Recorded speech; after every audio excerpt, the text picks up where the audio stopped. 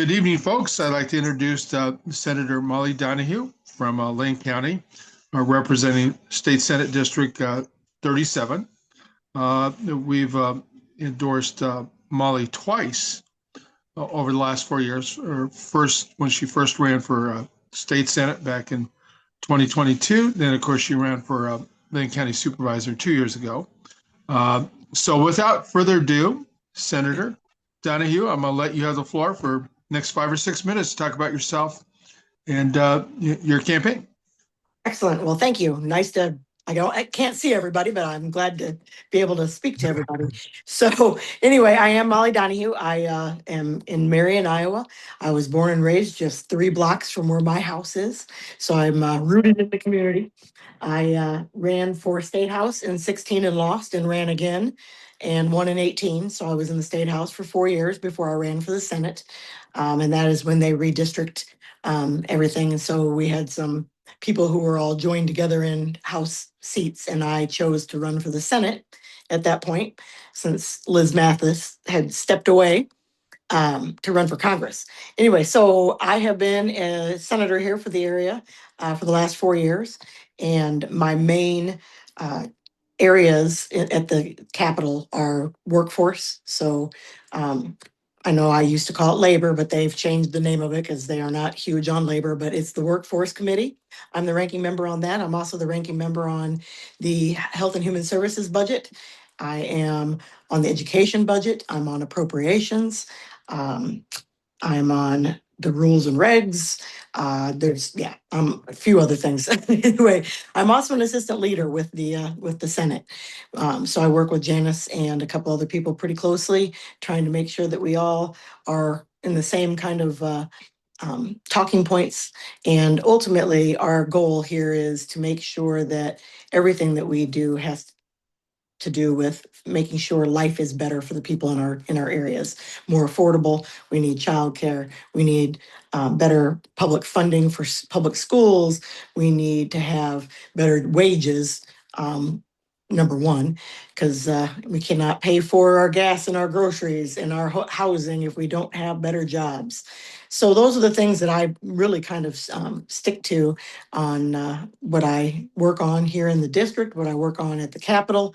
It is affordability, making sure that everybody in this state has what they need, and that is the most important thing to me. Well, thank you very much, Senator. I'm going to give it to Patrick. He's the chair of our Election Endorsement Committee. So the floor is yours, Patrick. Thank you, Mitch. And thank you, Senator Donahue, for joining us this evening. As you know, you can hear me? Yes, I can hear you. Okay. So as you know, part of the vetting process was that we gave you a questionnaire to complete. You completed it, sent it back to us. The committee reviewed those questions, and we have a few, 2 or 3 clarifying questions we'd like to ask you.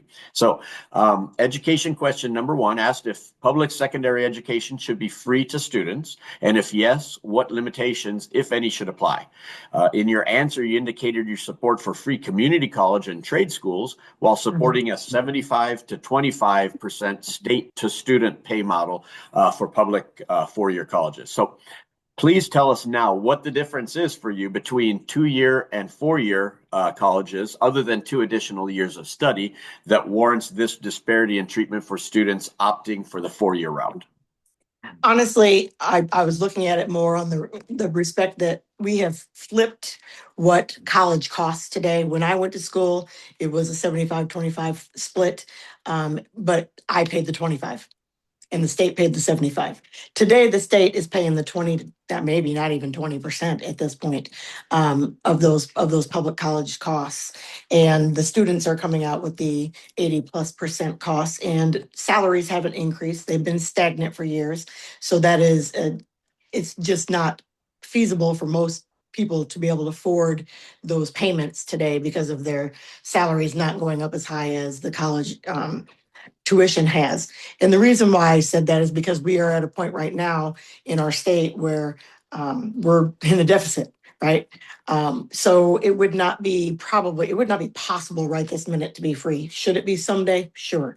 But right now, we need to get it back to where kids can actually go to school, still be able to pay their debt, but and find good jobs. So right now, that's kind of where I was, is because we are so far behind the eight ball on what the costs are today, that we need to flip it back around so it's not so impossible to pay those bills off. I mean, I could pay mine off in 7 years, and I did.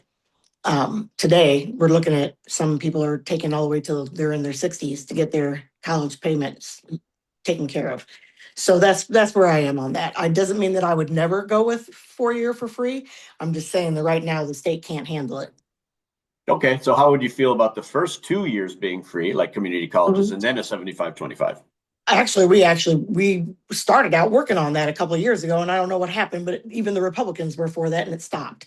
Absolutely, the 2-year college should be free to everybody. Anybody should be able to go to the community colleges for free.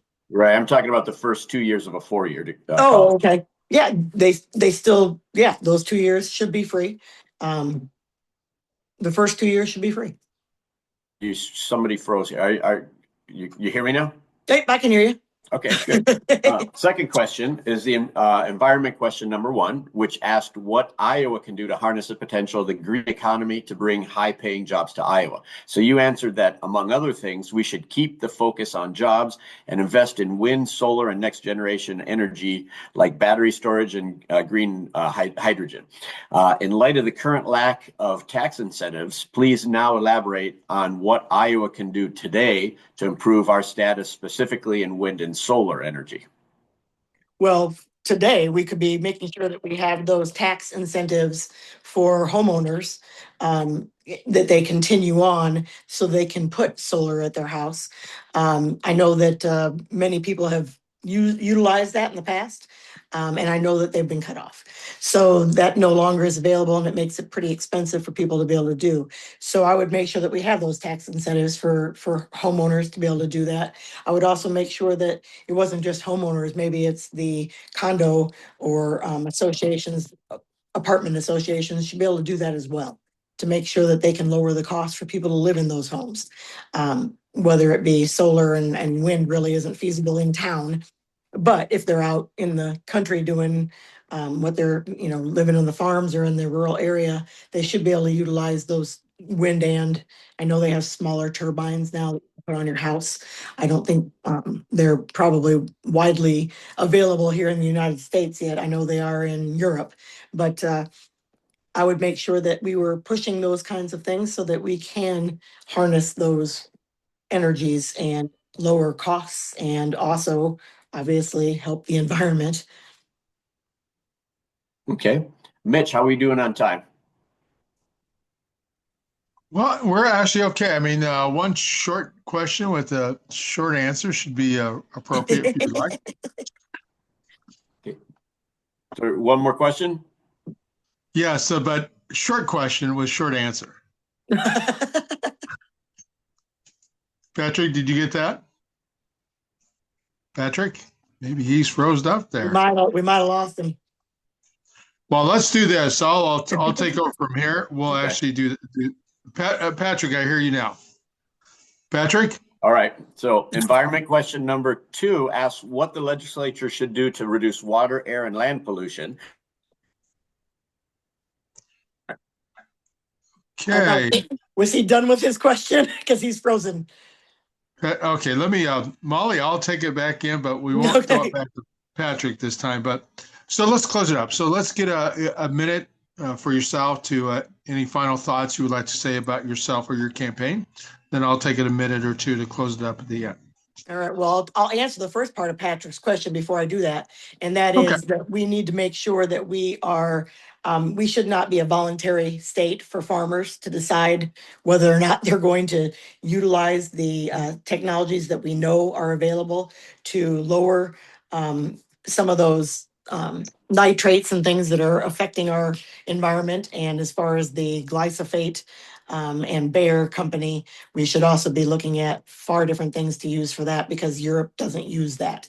Now, for me and my campaign, I would just like to say that I appreciate the time that you guys have given me to speak to you about an endorsement. And it's important to me to make sure that all people in my district, no matter who they are, what zip code they're in, or what social economic level they're in, backgrounds, whatever their backgrounds may be. I want to make sure that everybody here is not just welcome, but have good jobs, have good education, and can do what it is they want to do. And that's what I focus on.